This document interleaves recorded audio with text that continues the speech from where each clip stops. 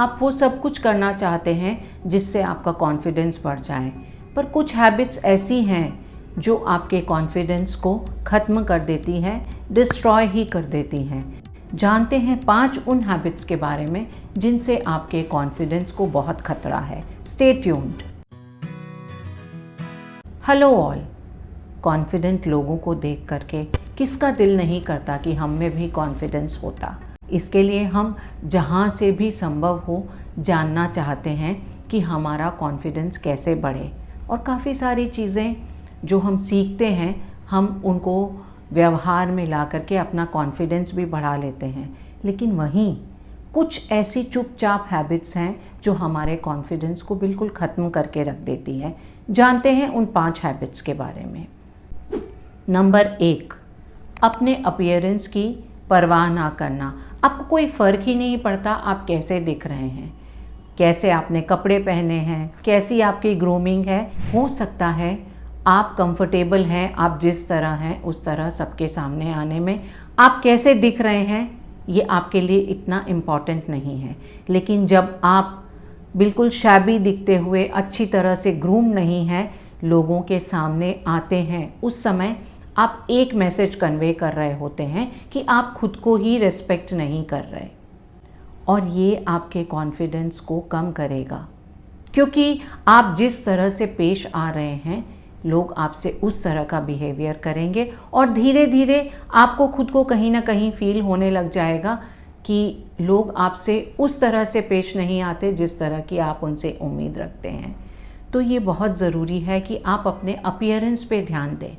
इसके साथ साथ जब आप अच्छे नहीं दिखते तो आप अच्छा फील भी नहीं करते। अच्छा फील नहीं करते तो आपकी सेल्फ इस्टीम अपने आप ही लो होती है। जब आपकी सेल्फ इस्टीम लो होती है तो आप दूसरों से कैसे इंटरैक्ट कर रहे हैं इसमें नज़र आने लग जाता है, और ये अल्टीमेटली आपका कॉन्फिडेंस बिल्कुल कम कर देता है, चाहे आप कितने ही कॉन्फिडेंट क्यों ना थे। तो अपने रख रखाव पर ध्यान दें। आपने किस तरह के कपड़े पहने हैं, आपकी ग्रूमिंग कैसी है। इसका ये मतलब नहीं कि आपको महंगे ब्रांडेड कपड़े और कॉस्मेटिक्स ही इस्तेमाल करने होंगे। इसका ये मतलब कि आप जो कुछ भी पहन रहे हैं आप ये निश्चिंत कर लें कि वो साफ़ सुथरा है, आप पर जच रहा है, आप उसे कैरी कर पा रहे हैं। तो अपने अपीयरेंस पे ध्यान दें।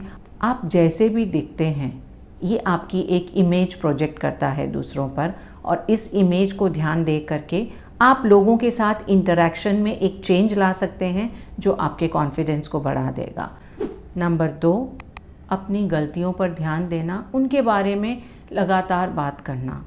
हम सब अपनी गलतियों को, अपनी कमियों को मैग्नीफाइंग ग्लास से देखते हैं और उनके बारे में हम बात भी करते रहते हैं। छोटी से छोटी गलती भी हमें बहुत बड़ी नज़र आती है क्योंकि हम पूरा ध्यान उस पर दे रहे होते हैं, और कई बार हम बहुत कंफर्टेबल हो जाते हैं, अपनी गलतियों के बारे में बहुत बातें करने लग जाते हैं। जब हम अपनी गलतियों के बारे में सबसे बहुत ओपनली काफ़ी बार बात करते हैं तो ना सिर्फ उन्हें हमारी इनसिक्योरिटी नज़र आती है, हमें वो थोड़ी कमज़ोर रोशनी में देखते हैं, बल्कि हम भी उनको बहुत बिलीव करने लग जाते हैं, ऐसा मानने लग जाते हैं कि इनके ऊपर कुछ काम नहीं किया जा सकता। अपनी गलतियों को जानना अच्छी बात है, लेकिन सब जगह उन गलतियों का बयान करना अच्छी बात नहीं है। ये आपके कॉन्फिडेंस को कम करता है। तो सिर्फ उन कुछ खास लोगों के साथ जहाँ से आपको मदद मिलेगी, फीडबैक मिलेगा, आप अपनी गलतियों के बारे में बात करें। नंबर 3, जब आप बार बार सॉरी कहने के लिए तैयार हैं, आप बहुत आसानी से सॉरी कह देते हैं। हम्बल होना बहुत अच्छी बात है, लेकिन जब आप हर बात के लिए सॉरी कहने को तैयार है, झुकने को तैयार है, तो ये दिखाता है कि आप में खुद को लेकर के इतना कॉन्फिडेंस नहीं है।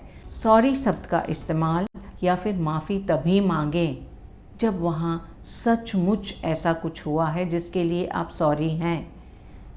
सिर्फ कहने के लिए सॉरी शब्द का इस्तेमाल ना करते रहें, क्योंकि जहाँ आपने दिल से कुछ नहीं कहा तो उसका असर वैसे भी नहीं है। इतनी आसानी से झुके ना। नंबर 4, अपने स्टैंडर्ड्स को मेंटेन ना करना। कई बार हम बहुत एडजस्ट कर लेते हैं, कॉम्प्रोमाइज़ कर लेते हैं, हमें लगता है कि इस चीज़ को हम डिज़र्व नहीं करते या जो हम डिज़र्व कर रहे हैं वो हमें नहीं मिल रहा है, फिर भी हम कॉम्प्रोमाइज़ करते रहते हैं। चाहे रिलेशंस हो, चाहे वर्क प्लेस हो, इवन शॉपिंग भी करने जाते हैं, हमें जो दे दिया जाता है हम ले लेते हैं क्योंकि हमें लगता है झमेला करने की ज़रूरत नहीं। अपने स्टैंडर्ड्स को लेकर के हम बहुत फ्लेक्सिबल रहते हैं, लेकिन अपने स्टैंडर्ड्स को लोअर ना करें। आपको जो चाहिए आप उसे ओपनली कम्युनिकेट करें। अगर आप ऐसा नहीं करते तो एक स्टेज ऐसी आ जाएगी जब आप अपने लिए कुछ भी कहने में खुद को समर्थ ही नहीं पाएंगे। नंबर 5, टॉक्सिक रिलेशनशिप्स में रहना।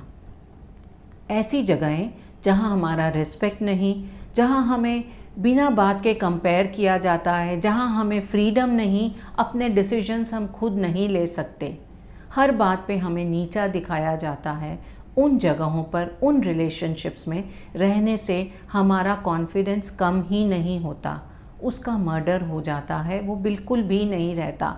तो इन सब जगहों पर आप अपनी बात को असर्टिवनेस के साथ, ठहराव के साथ कहें, आपको जो फील होता है कहें, और इसके लिए अगर कुछ जगहों को, कुछ रिलेशनशिप्स को छोड़ना भी पड़े तो इट्स ओके।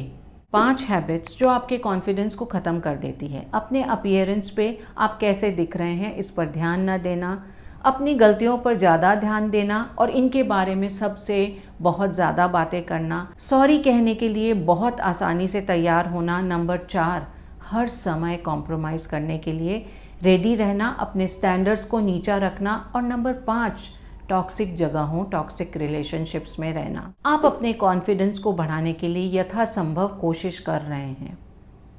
जो कुछ भी आपको लगता है आपको ज़्यादा कॉन्फिडेंट बनाएगा, आप उस हैबिट को बनाना चाहते हैं, लेकिन इन 5 में से कोई भी एक हैबिट अगर आप में है तो आपके कॉन्फिडेंस को बढ़ने नहीं देगी।